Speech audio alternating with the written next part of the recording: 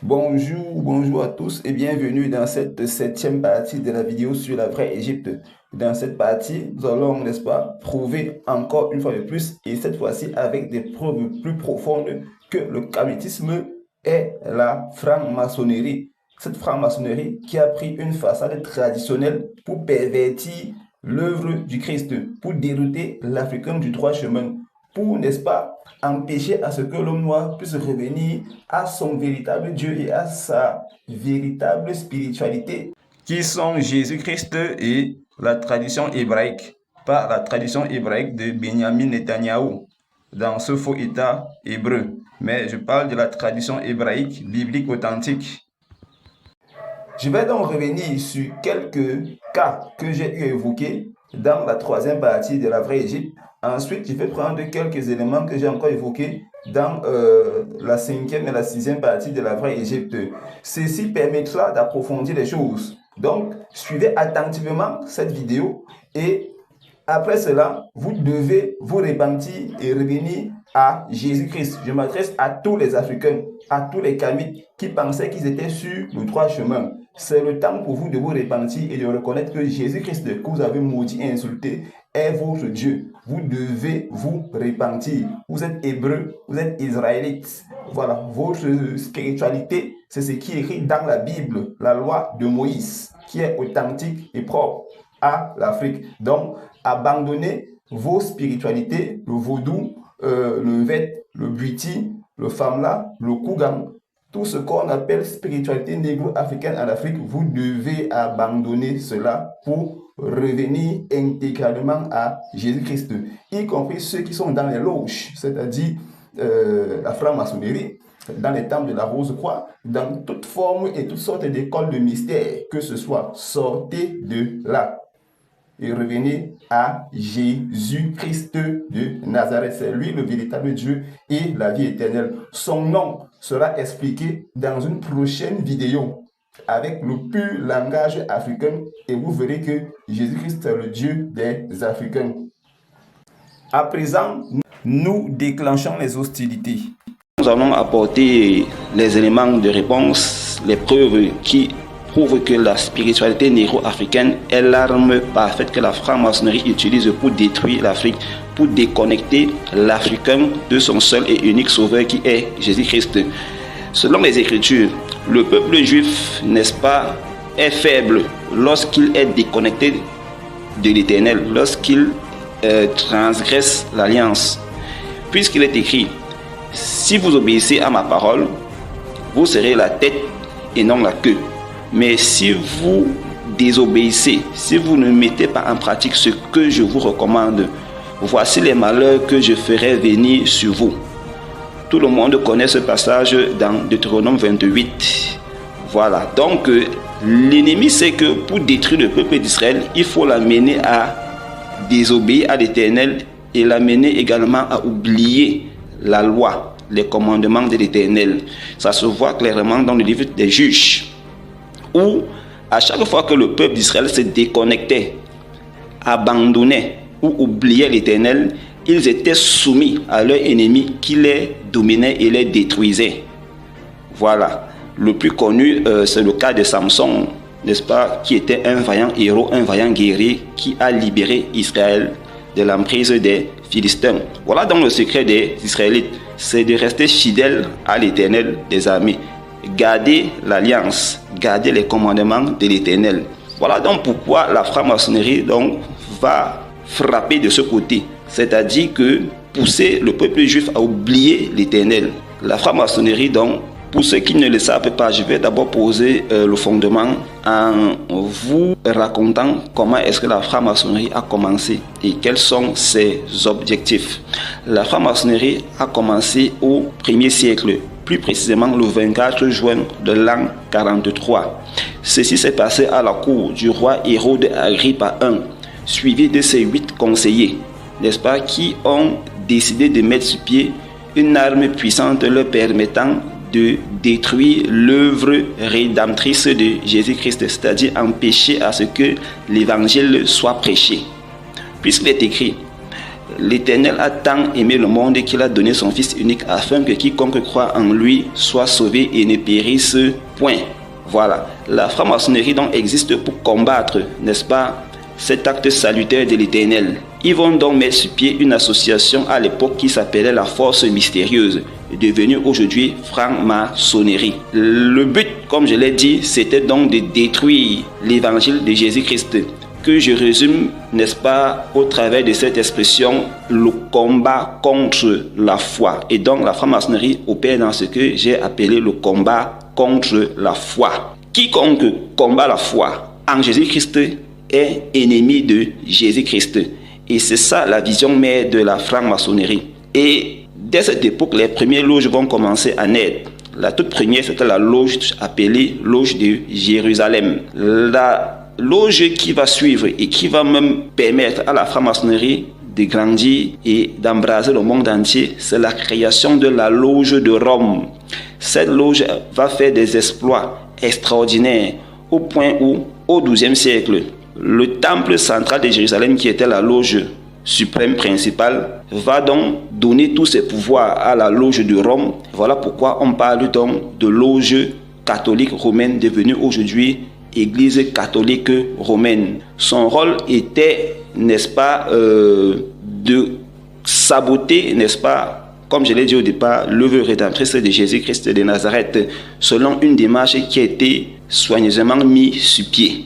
Pour saboter, détruire et ridiculiser donc l'œuvre de Jésus-Christ, la foi en Jésus-Christ, pour ridiculiser les évangiles. Là, je me résume. La franc-maçonnerie a façonné le monde de manière à créer deux pôles. On a d'un côté la foi portée par les religions dites révélées et de l'autre côté, on a la science et les spiritualités scientifiques ou alors l'ésotérisme qui, n'est-ce pas, ont pour arme la raison. Voilà. Ces deux blocs ou bien ces deux pôles vont s'affronter de manière à produire une synthèse, puisque l'antithèse, c'est la science ou la spiritualité scientifique et la thèse, c'est, n'est-ce pas, le paquet qui regroupe les religions révélées. Voilà donc le monde tel que façonné par la franc-maçonnerie en vue de parvenir à la destruction complète et définitive de la foi. Et ce qui se passe en Afrique, c'est quoi? C'est que les religions révélées opèrent selon une démarche précise qui consiste à saboter l'œuvre rédemptrice de Jésus-Christ de Nazareth pour que la spiritualité négro-africaine ait assez de preuves pour critiquer et pour demander aux Africains de ne pas croire en Jésus-Christ. Donc, tout ça, c'est un arrangement mis sur pied par la franc-maçonnerie afin de parvenir à leurs objectifs qui est de détruire la foi en Jésus-Christ en Afrique. Vous devez donc comprendre que la spiritualité négro-africaine est donc la sémence qui doit féconder les religions dites révélées pour, n'est-ce pas, produire une Afrique restaurée ou bien pour établir l'ordre en Afrique. Ça, c'est un schéma maçonnique. Vous pouvez voir dans la philosophie de Hegel, la thèse et l'antithèse. Pour dire que quoi? Les religions dites révélées constituent la thèse mise sur pied par la franc-maçonnerie et la spiritualité négro-africaine, c'est l'antithèse toujours mise sur pied par la franc-maçonnerie et les deux doivent s'affronter pour produire une synthèse, c'est-à-dire rétablir l'ordre en Afrique. C'est un plan par lequel on veut amener l'homme noir à se détacher de Jésus-Christ. Voici les explications. Le rôle des religions dites révélées est de préparer le terrain afin que les hommes de science puissent critiquer la foi en démontrant qu'elle est une aliénation des consciences. Ces religions vont donc préparer le terrain en utilisant la Bible et le nom de Jésus-Christ pour égorger, voler et détruire la traite arabo-islamique. La colonisation et la traite négrière sont quelques exemples palpables en ce qui concerne l'Afrique. De manière plus claire, les religions dites révélées, qui sont l'islam entre guillemets, le christianisme entre guillemets et le judaïsme entre guillemets, ont pour rôle de fournir autant de preuves que possible, de telle manière que le corps scientifique dans son ensemble puisse les utiliser pour prouver premièrement que Dieu n'existe pas, d'où l'athéisme, avec les philosophes comme Nietzsche, Karl Marx, Jean-Paul Sartre. Ici au Cameroun, on a connu Marcin Toa et Ebenezer Njombele, lui qui est encore en vie. Deuxièmement, que la foi est une aliénation des mentalités. Dans ce sens, il est donc impossible à l'homme de réaliser le connais-toi toi-même et tu connaîtras l'univers et les dieux. Nietzsche pouvait donc dire, dans Ainsi parle le Zarathustra, je cite, « Toute croyance en Dieu est une manifestation de l'esprit servile de l'homme. » C'est-à-dire que la foi, précisément en Jésus-Christ, consiste à exprimer toute sa bassesse et son incapacité à pouvoir comprendre les mystères de la science. La conclusion est que la foi ne peut pas permettre à l'homme d'avoir accès à la très haute connaissance, car elle produit en lui la superstition et l'idiotie qui paralysent sa conscience, ce qui implique que la foi, entre parenthèses, en Jésus-Christ, est un frein au développement de la société. Et ceci est l'argument supporté par la spiritualité négro-africaine qui estime que si l'Afrique a été détruite, c'est à cause de la foi en Jésus-Christ, qui pour eux est l'égrégore des Blancs inventé au 1er siècle. Chers frères et sœurs africains, ce discours tenu par nos initiés adeptes des spiritualités négro-africaines est faux.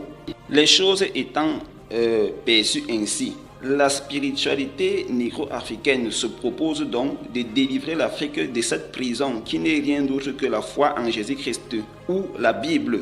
La solution proposée aux Africains par les leaders des traditions africaines est le retour à la spiritualité de l'Égypte antique ou encore l'osirianisme fondé sur le mythe d'Osiris. Le but des initiés africains, des leaders des spiritualités négro-africaines, c'est de réunir, n'est-ce pas, toutes ces spiritualités, c'est-à-dire le Bwiti, le Mvete, le Ngondo, le Vaudou, etc., pour former une seule et unique religion ou bien spiritualité africaine.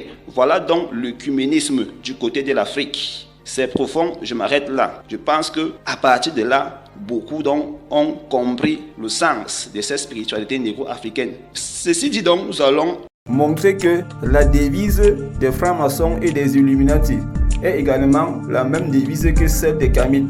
Même si vous ne le savez pas, mais voilà en fait ce que je vais vous prouver et démontrer clairement que en fait la franc-maçonnerie et le kamitisme font une seule et même chose. On commence d'abord par la devise maçonnique Illuminati que voici.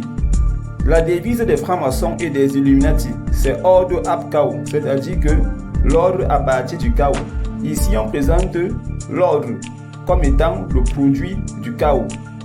On peut encore dire la lumière à partir des ténèbres. C'est la même chose. Dans la cosmogonie maçonnique ou Illuminati ou encore occidentale, il est dit que au départ, tout était néant. Il n'y avait ni temps ni espace. Tout était ténèbres et obscur. Voilà. Et à partir de là, se produisit une étincelle. Voilà. Venue d'un point plus petit que la tête d'une épingle. Et de là, on a eu un méga boom qu'on a appelé le Big Bang. À partir duquel l'univers a été engendré avec tout ce qu'on connaît. Les étoiles, les planètes, la lune, la terre, le soleil, etc. Voilà comment les francs-maçons expliquent l'origine de l'humanité. Basée sur leur devise, l'ordre à partir du chaos. Maintenant, suivez. À l'origine est le néant.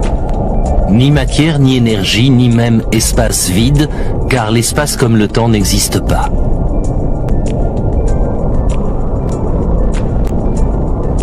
De nulle part surgit une étincelle, plus petite qu'un atome.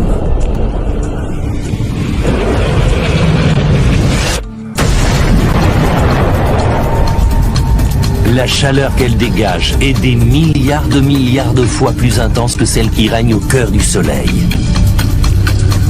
Un simple point, des millions de fois plus petit qu'une tête d'épingle, s'apprête à engendrer l'univers dans une formidable explosion.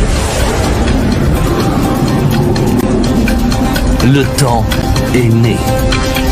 En une seconde, l'épure du cosmos surgit du néant. Mais le mystère de cette naissance demeure entier. Le professeur Lawrence Strauss a consacré sa carrière à l'étude de cette première seconde qui a suivi le Big Bang. Si nous voulons donner un sens à la place que nous occupons dans l'univers, nous devons remonter jusqu'à son origine. Il y a trois éléments à noter ici. il y a le néant et les ténèbres. Comme vous voyez, tout était obscur. Il y a l'étincelle qui apparaît, c'est le feu ou encore la lumière. Voilà les éléments qu'il faut noter. Et cela va nous permettre de résumer, n'est-ce pas, cette origine du monde maçonnique au travers de cette expression. Des ténèbres, la lumière a jailli. Des ténèbres, la lumière a paru. Donc, c'est la devise maçonnique Illuminati qui dit l'ordre à partir du chaos. Ici, le néant et les ténèbres, c'est le chaos. Et l'ordre ici, c'est la lumière, puisque ça donne naissance au cosmos qui est le monde organisé. Donc, c'est bel et bien l'ordre à partir du chaos. Je pense que tout est clair. Et ceci fait partie intégrante de la spiritualité kamite que je vous présente afin que vous soyez libérés des ténèbres, de la sorcellerie et de tout ce que les kamites vous ont enfoncé dans la tête, vous les Africains. Jésus est votre sauveur. Jésus est le véritable créateur du ciel et de la terre. Vous devez revenir à lui. Tout le monde connaît la fameuse expression Amon-Ra. Mais de manière plus précise, on a Amon-Rata. Ça, c'est ce que les kamites nous présentent. Tout le monde sait que Amon ou alors Imana, c'est leur divinité principale, c'est le roi des dieux, c'est la vie en elle-même selon les kamites. On a Ra, n'est-ce pas, qui signifie lumière, qui est le produit de Amon. Je ne dis rien d'étonnant pour qui que ce soit ici. Et Ta ici, ce sont les formes. Maintenant, je vais expliquer terre à terre ce que ça veut dire. Nous allons parler de la divinité Atum. Selon les sources que vous trouverez sur le net, on peut dire Atum ou Tum. Et il est donc dit que cet Atum est le Père des dieux. Il est le créateur de l'univers. Et qu'il s'est extrait de lui-même de l'océan primordial ou alors du chaos initial. Il est donc considéré comme le démiurge et fondateur de l'Énéade. En tant que dieu primordial de la mythologie égyptienne, il est associé à la création, à la totalité et au soleil couchant. Vous soulignez soleil couchant parce que c'est là où se situe la clé de la compréhension de ce nom Atum. Concernant le sens de ce nom Atum, il est donc dit que ce nom pourrait signifier néant, rien, totalité, complétude, être ou non-être. Voilà ce qu'on nous dit de Atum. Atum naît de façon autogène de Nun, personnification de l'océan primordial ou alors du chaos initial. C'est pourquoi on dit que Atum c'est celui qui advient de lui-même. Ça veut dire qu'il se crée lui-même. Il vient à l'existence par lui-même, quoi. Dans certains textes égyptiens, Atum dit ceci: je suis l'Éternel. Je suis Ré ou Ra qui est sorti du Nun. Maintenant, nous allons parcourir les langues pour avoir la bonne compréhension du mot Atum. Mais avant cela, il faut comprendre que Atum est le noyau du Nun. Si vous voulez, il est l'ancêtre des éléments du Nun. Et donc, Atum est associé aux ténèbres, plus précisément au soleil couchant. En langue indonésienne, on a Hitam qui veut dire noir ou ténèbres. En langue maltaise, on a Hitam qui veut dire noir ou ténèbres. En langue tagalog, on a Itim qui signifie noir ou ténèbres. En langue cebuano, on a Itom qui signifie noir ou ténèbres. En langue russe, on a Temota qui signifie obscurité, obscur et ténébreux. Le féminin c'est Temnota. Toujours en russe, on a Tema qui signifie obscurité. Toujours en russe, on a Teme qui a pour féminin Temen qui signifie absence totale de lumière. En vietnamien, on a Dem qui signifie nuit. En Kikuyu, ça c'est l'Afrique, on a Nduma qui signifie nuit, obscurité, ténèbres. En langue kazakh et en langue ouzbek, ça c'est chez les Turcs, on a Tun qui est une mutation phonétique de Tum qui signifie noir, ténèbres, obscurité. En suédois, on a Tom qui signifie désert ou vide. En norvégien, on a également Tom qui signifie désert ou vide. En hébreu, on a le mot Tema qui signifie désert ou encore même vide, c'est-à-dire c'est la non-vie. Là où la vie n'est pas possible, tout le monde le sait. En féroé, on a tomu qui signifie vide. En islandais, on a tomu qui signifie vide. En norvégien, le mot tomhet veut dire néant. Donc en fait, ça veut dire endroit vide. Il y a tom qui est vide et het qui est endroit, lieu, place. Et en suédois, on a l'expression ou alors le mot tomrum qui signifie espace vide. Voilà, donc tout ceci se rapporte à Atum. C'est exactement ça. Donc vous voyez que les Occidentaux, eux aussi, ont tous ces mots dans leur langue. Donc, dans la mythologie égyptienne, il est dit ceci. Amon ou Imana deviendra à travers le processus d'accélération de la vibration qui éclate en lumière. Mais avant de devenir Ra, Amon ou Imana, qui éclate, est en même temps le lumineux obscur, qu'on appelle aussi Atum, la double spirale, qui lors de sa différenciation produit Apophis, c'est-à-dire les ténèbres et le froid qui descendent, et Ra, qui est la chaleur et le feu qui montent vers les lieux élevés. Ça veut donc dire que la différenciation d'atomes produit Apophis et Ra. Apophis, les ténèbres et la mort. Ra, c'est la vie et le soleil. Atum étant le lumineux obscur, c'est pourquoi on dit qu'il est l'existence et la non-existence, le vide et la plénitude, la mort et la vie, la lumière et les ténèbres. Donc ici, c'est Atum qui fait Imana ou bien Amon. C'est le noyau dur de Imana ou Amon.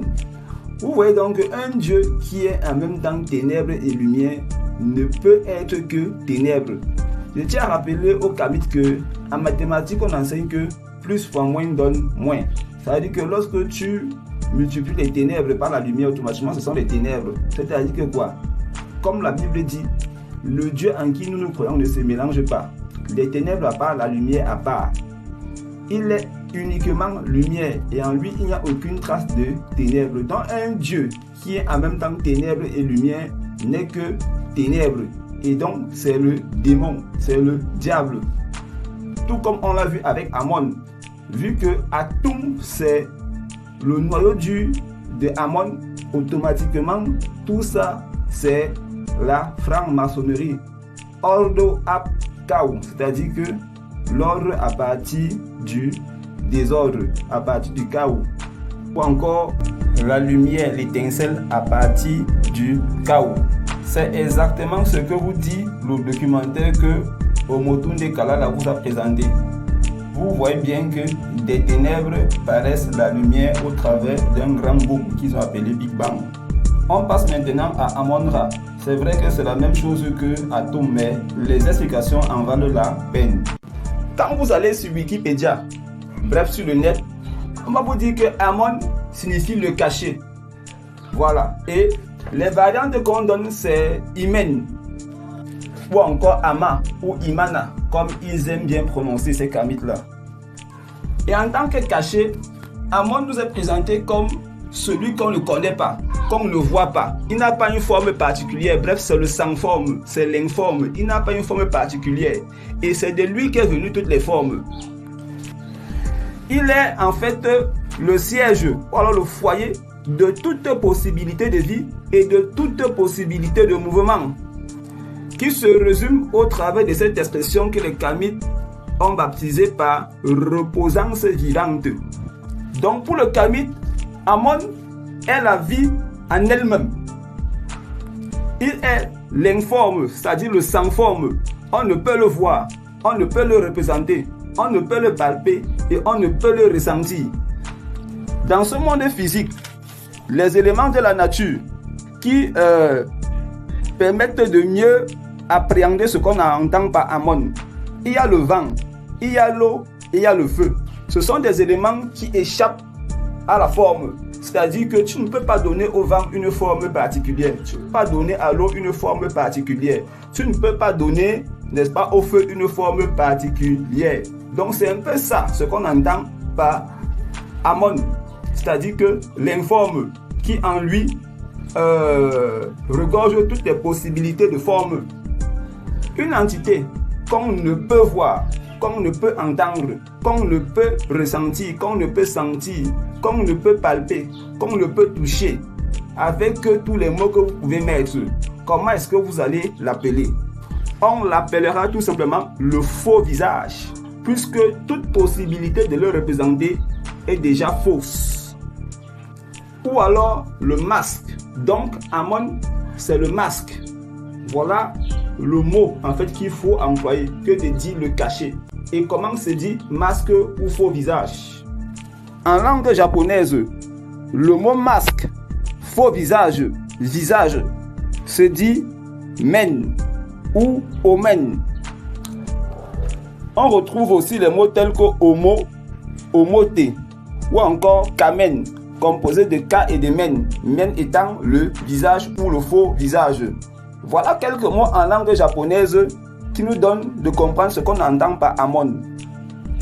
En langue ewe, le mot masque se dit momo. Là nous sommes en Afrique de l'Ouest. Ou alors mo, tout simplement. Ça veut dire masque ou face ou alors faux visage. Donc Ammon, en fait, mon, ça c'est la racine, M-O-N. Et ça vient de momo en fait. Voilà le bon mot.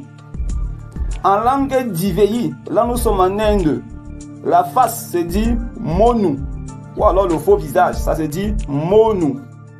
En langue néerlandaise, le mot face ou faux visage se dit mom. En langue frisson, le mot masque, faux visage ou visage se dit mom cap. Ici la racine c'est mom qui renvoie au faux visage. En langue polonaise, on a mina qui renvoie à visage. En langue suédoise, on a min qui veut dire le visage.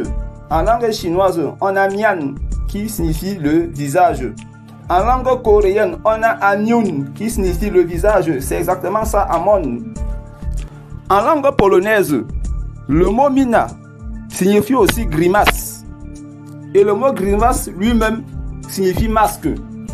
Et si vous cherchez ce qu'on entend par grimace, grimace veut dire la feinte, c'est-à-dire comme feinter quelqu'un, c'est-à-dire que tenter de le jongler en lui présentant une fausse apparence ou alors un faux visage, une fausse identité.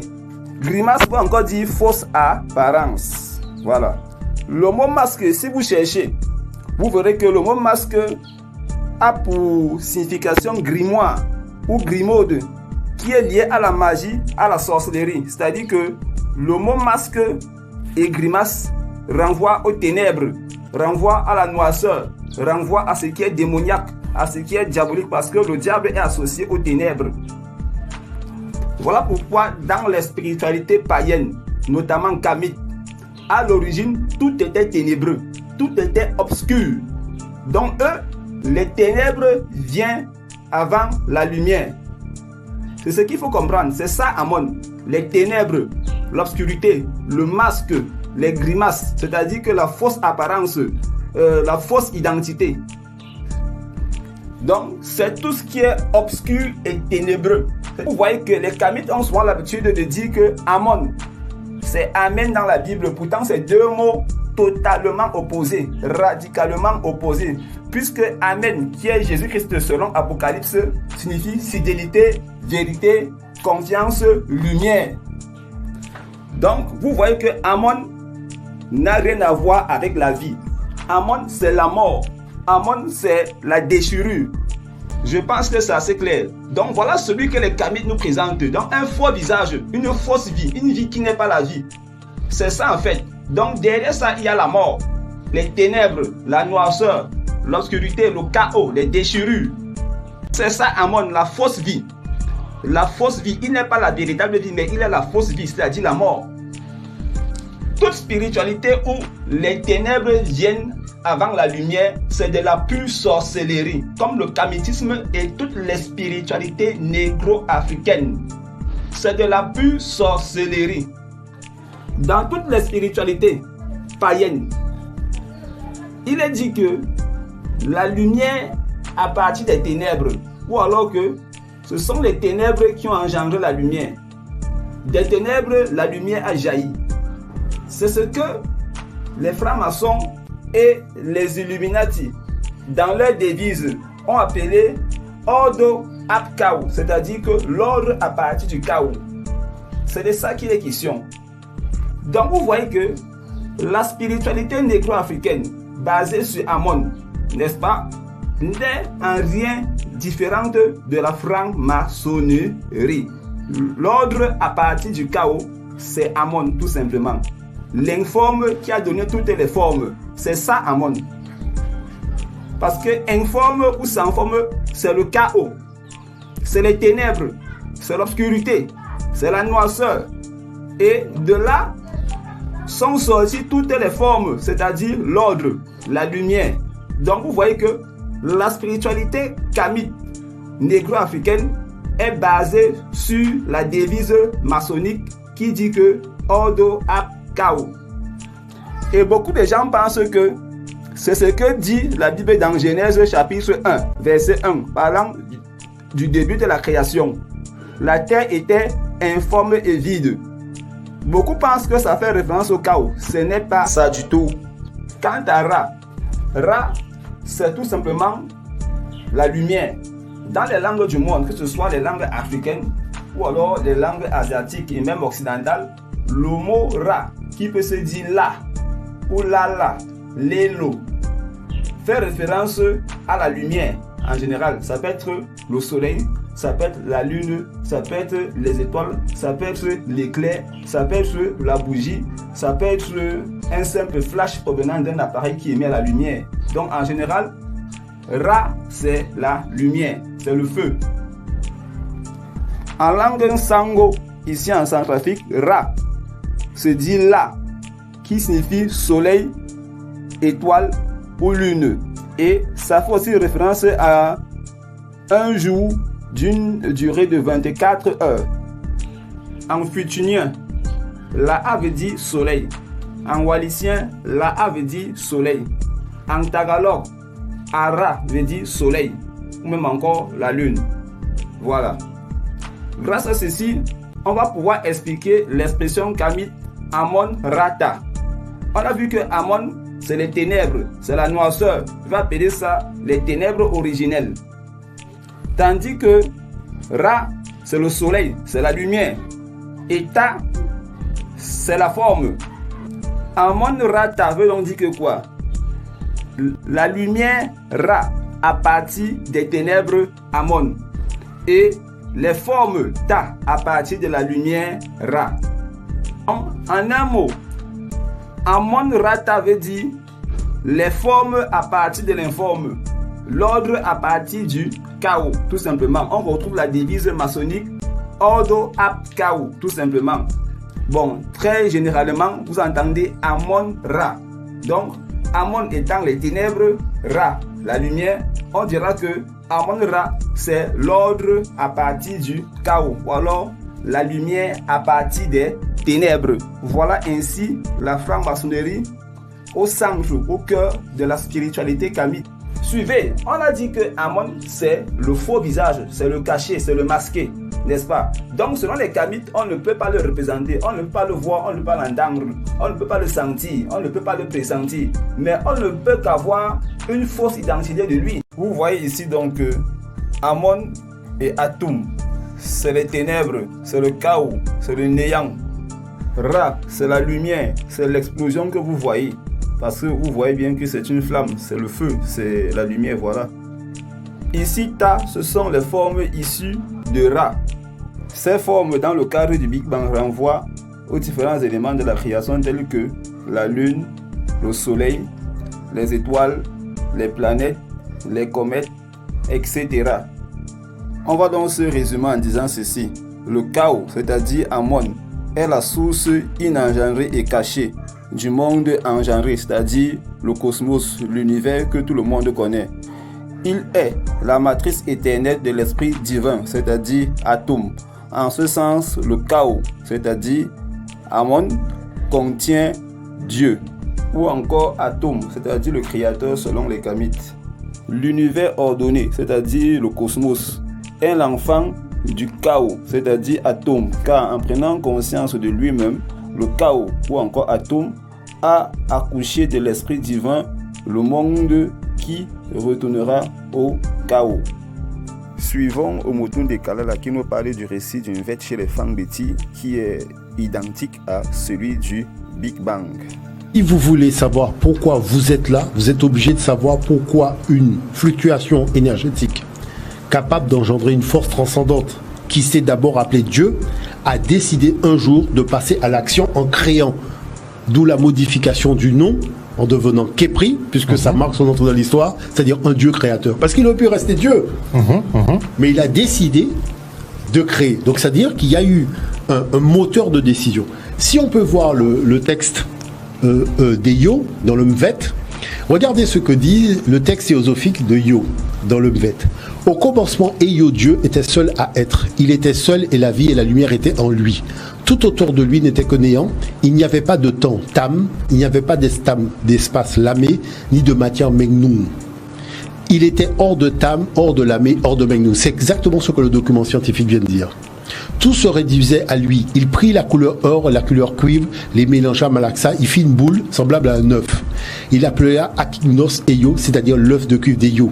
Il prit l'intelligence, l'enferma dans l'œuf primordial, il appelait Akinos Eyo et lui dit, sors de la partie pour rien, mais je ne peux pas lui dire Nieman l'intelligence. Alors Eyo dit à Nieman, je t'envoie la volonté avant la puissance Enyaningba. Appuie-toi sur eux pour sortir. Niema se satura alors de volonté. Siridia de puissance s'échauffa au feu rouge, d'accord, aveuglant au blanc incandescent, n'y pouvant plus, Akinos explosa. Ce fut la première explosion. Le Big Bang.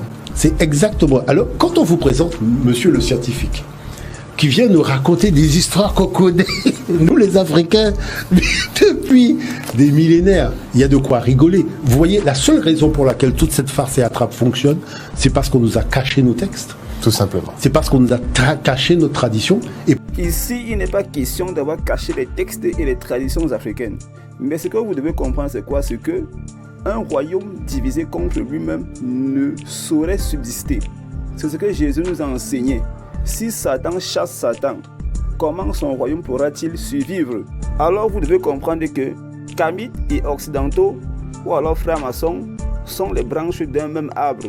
Tous sont abreuvés et nourris par la même racine. Les confréries initiatiques africaines sont des loges maçonniques à façade traditionnelle. De même, les textes initiatiques africains sont des textes maçonniques à la base, mais qui ont été réécrits de manière à ce qu'ils s'apparentent à quelque chose de traditionnel, afin que l'on dise que ceci émane, n'est-ce pas, d'un groupe d'initiés qui auraient pensé et réfléchi et mis en place un système de spiritualité propre à l'Afrique.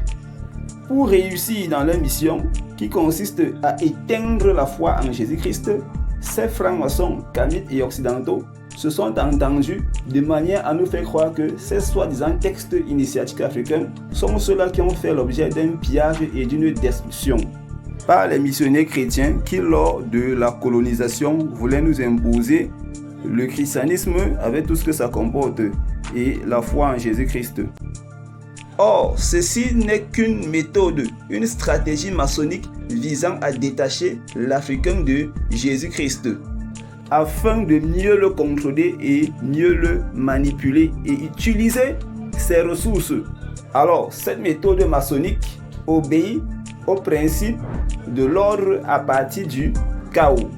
Ici, le chaos, c'est la foi prônée par la religion qui a fait des pillages au nom de Jésus-Christ.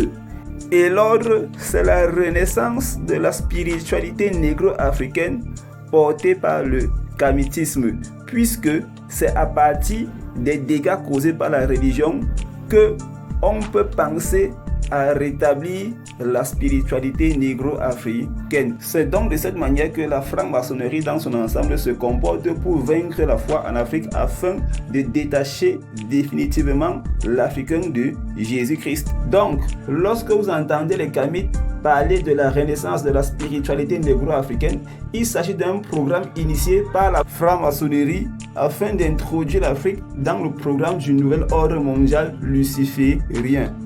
Donc en fait, les kamites sont les porteurs d'un réveil fictif et illusoire. Parce qu'en réalité, ils sont en train d'ensommeiller les Africains afin de les éloigner davantage de leur vraie histoire qui est la Bible et de leur véritable sauveur qui est Jésus-Christ, le roi d'Israël.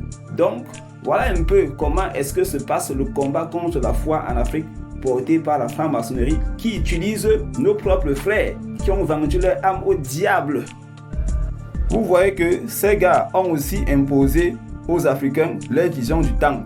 Ils sont venus avec l'air des poissons qui est selon eux l'air du désordre, parce que là on a le christianisme qui a apporté en Afrique le désordre, la confusion et tout ce qu'on a connu comme pillage et destruction. Donc ils accusent, n'est-ce pas, Jésus-Christ d'avoir perverti les traditions africaines, d'avoir corrompu les traditions africaines. Et donc, qu'est-ce qui va se passer?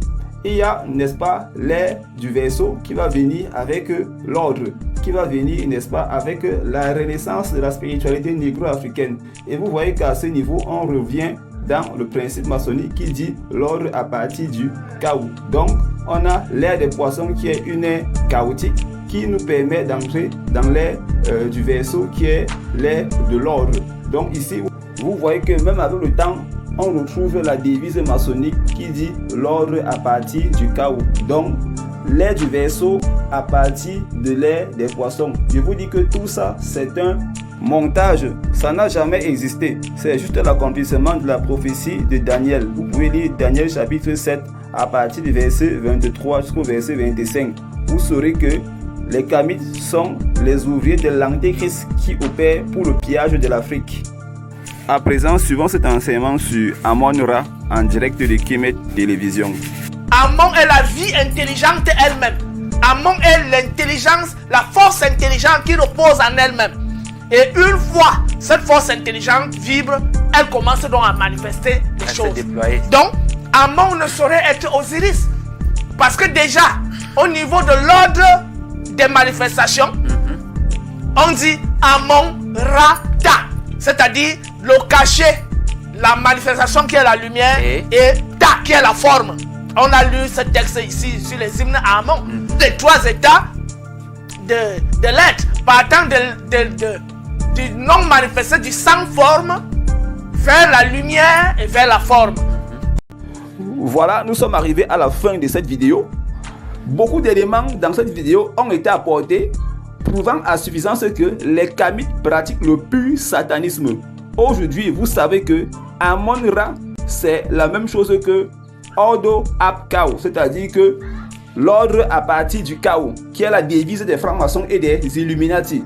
Voilà comment est-ce que vous savez aujourd'hui que le kamitisme est la franc-maçonnerie qui a pris une façade traditionnelle en Afrique pour casser la foi, pour que les Africains ne se reconnectent pas à Jésus-Christ.